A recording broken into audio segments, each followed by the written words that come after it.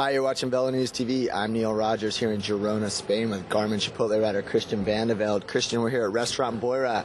I remember reading about this spot in Michael Berry's book, Inside the Postal Bus. Michael Berry, longtime Girona resident, you as well. So first question, how much time have you spent here at this location over the last 5 or 6 years? Many days, many mornings, afternoons, nights. Yeah, as in total, at least a week straight, easily. Not as I think Michael has a record, but I'm pretty close behind him. Yeah, and so you are not you have a place in Chicago now, but I know a few years back you were a full-time Girona resident. This was home. Talk a little bit about when you first came to Girona, who you've trained with over the years here, who you've lived with over the years, where you've lived, and kind of what role Girona has played in your career as a professional cyclist. I came over here, my first year was 98 with Jonathan, and my roommates were there with Darius Baranowski with Postal Service, Anton Villatoro, and Marty and Tyler George lived around the corner and things like that. So yeah, things have changed drastically. I mean, no one owned anything. We all had, the things that happened to be in our closets being pillows and nasty sheets and things like this, and we were always scared to buy sheets because we never knew how long.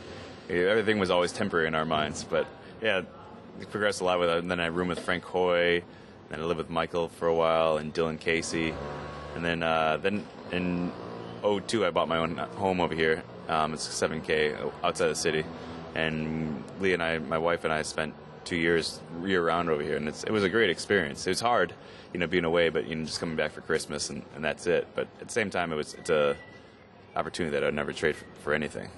It was 2002, and was that around the time that everybody started realizing this is going to be a home? I mean, yourself or Michael or Tyler or all the guys started actually buying places and kind of...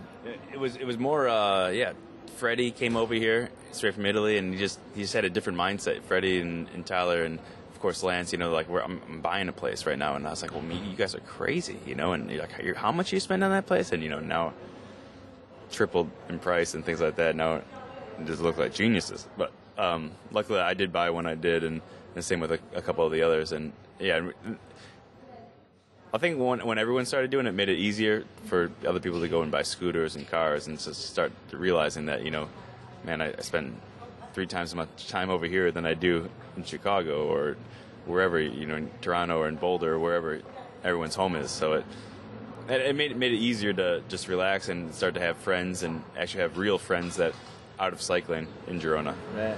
Yeah, you were talking about that the other day. I think it's kind of interesting that you talk about when you first were here, you were sharing a room with Jonathan. Mm-hmm. Now Jonathan, of course, running the Garmin Chipotle team, and that was the next thing I was going to ask you about is having lived here for so long, tell us what it's like for you being part of a team where the service course is here in town, the office is just down the road from here. I mean, what kind of a difference does that make for you sort of on a daily or weekly basis? I think the biggest thing is just simplicity at the end of the day. Like for today, for example, the Soigneurs are going to come by my house and pick up our bags, and I'll go, and other guys who live right around the corner, 6 of them will all meet and give their bags, and they'll be thrown in the bus and driven up to the tour because the plane can't access all the bags and the bikes. And we already looked at our race bikes and looked at the positions, so there's all those unknowns that usually you'd do a couple days before the tour are all already finished.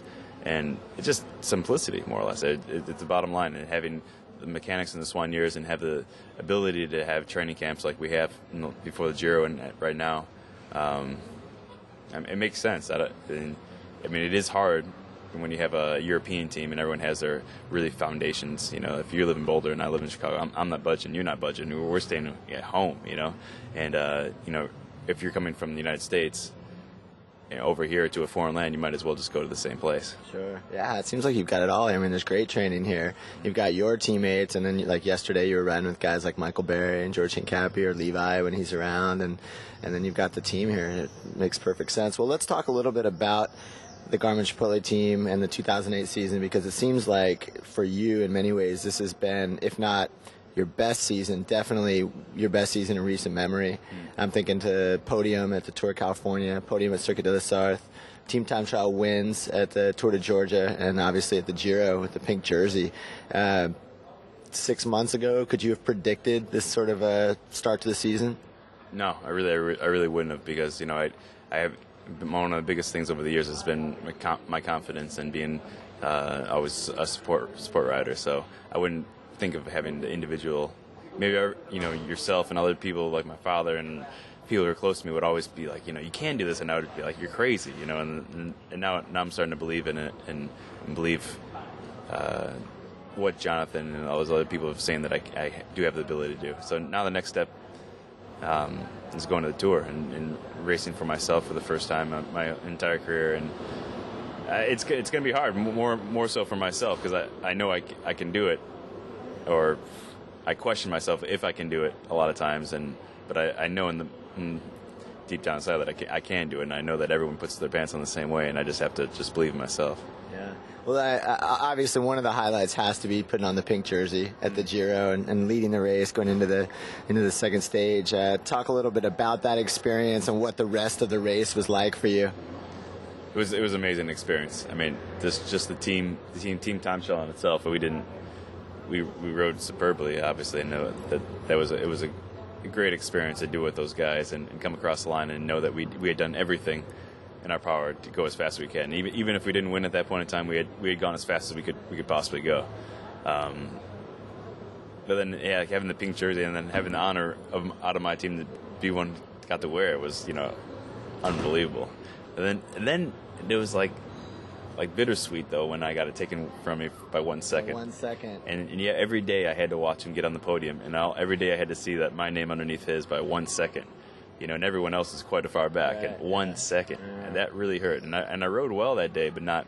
It was just, probably an Italian second too. It was probably like, God knows what it really was, And it was so it hurt.